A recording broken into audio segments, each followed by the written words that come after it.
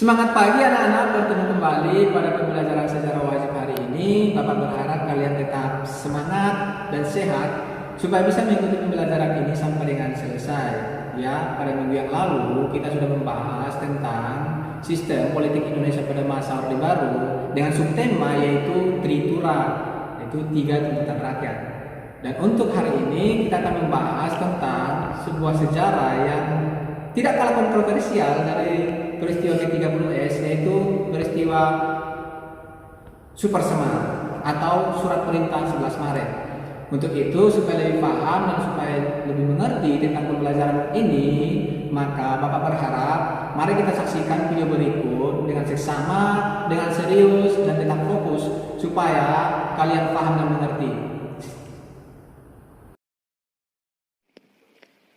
Selepas peristiwa Gerakan 30 September 1965, situasi politik Indonesia kian memanas. Di bulan Januari terjadi 2 pergolakan rakyat. Aksi pertama berlangsung pada 10 Januari 1966, dipimpin Kesatuan Aksi Mahasiswa Indonesia. Mereka menyampaikan 3 tuntutan rakyat atau Tritura. Adapun poin-poin yang diminta: 1. Membubarkan PKI beserta ormasnya. 2. Merombak Kabinet Dwi Kora. 3. Turunkan harga perekonomian.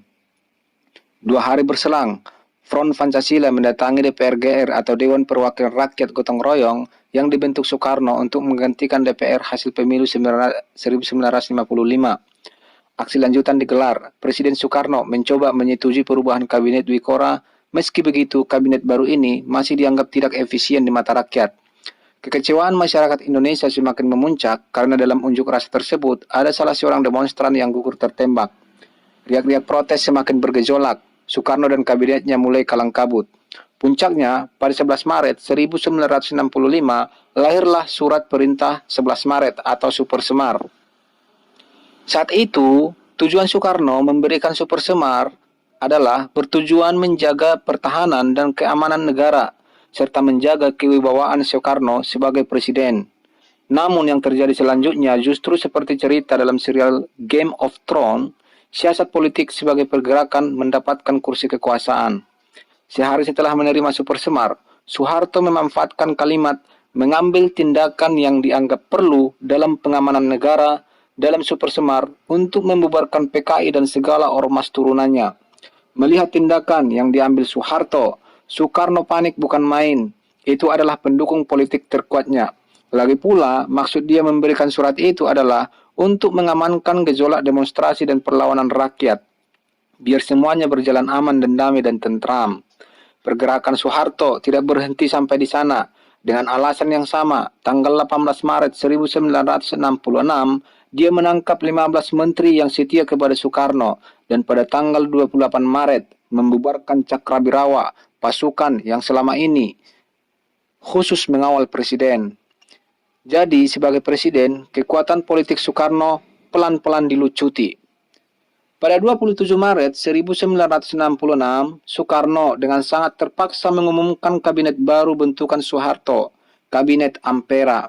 Bulan-bulan berikutnya bisa ditebak, kedikdayaan Soekarno mengendur.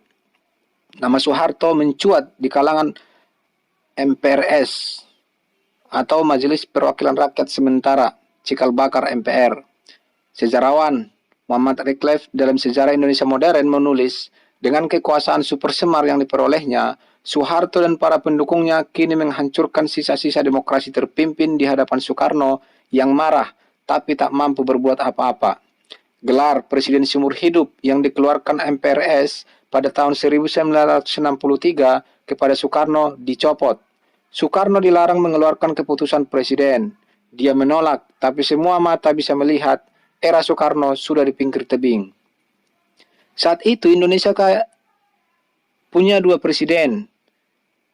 Soekarno sebagai pucuk tertinggi, tetapi tidak punya kekuatan, dan Soeharto, pejabat presiden yang punya kuasa dan bisa melakukan apa saja. Soeharto menjalankan kebijakan-kebijakan, sementara Soekarno disetir sebagai tukang tanda tangan dokumen. Selanjutnya, Soeharto ditunjuk sebagai ketua presidium kabinet.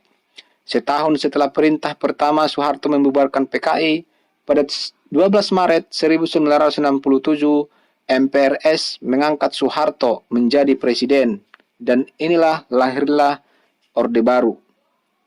Tapi bagian yang paling menarik dari kisah tersebut adalah keterlibatan CIA dalam peristiwa super semar tersebut. Selain keterlibatan CIA, misteri paling besar ada di sumber tergulingnya kekuasaan Soekarno, surat sakti super semar. Sampai saat ini, ada 4 versi super semar yang disimpan oleh Arsip Nasional Republik Indonesia. Pertama, dari Pusat Penerangan TNI Angkatan Darat, 1 dari Akademi Kebangsaan, dan 2 dari Sekretariat Negara. Ada yang versi 1 lembar dan ada yang 2 lembar. Itulah versi super semar yang beredar. Meski begitu, kata Muhammad Asisin, mantan Kepala Arsip Nasional Republik Indonesia, dari semuanya tidak ada satupun yang merupakan naskah super semar yang asli.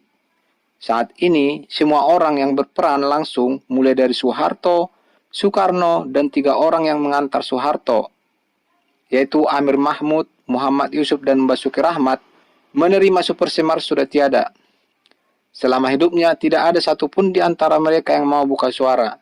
Ini membuat sejarah peristiwa ini seperti dipaksa terkubur pelan-pelan, membuatnya buram, dan kita hanya bisa mengenangnya dengan penuh tanda tanya. Itulah sekilas sejarah lahirnya super semar. Oke, itulah tadi video pembelajaran kita yang berkaitan dengan surat perintah 11 Maret.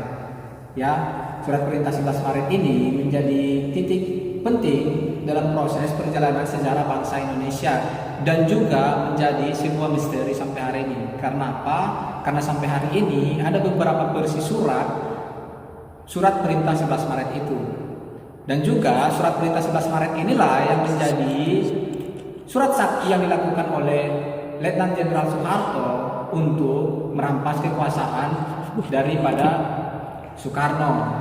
Adapun tujuan dikeluarkan surat ini, surat perintah 11 Maret adalah untuk mengamankan keadaan negara pada saat itu yang tengah rentan akibat dari peristiwa gerakan 30 September yang ditujukan kepada Panglima Komando Operasi Keamanan dan Ketertiban, yaitu Letnan Jenderal Soeharto. Mungkin itulah kesimpulan pembelajaran kita pada hari ini. Apabila ada hal-hal yang ingin kita diskusikan, maka marilah kita diskusikan nanti di Discord dengan baik dan serius. Aku ucapkan terima kasih. Sampai jumpa pada pembelajaran yang akan datang. Salam jas merah.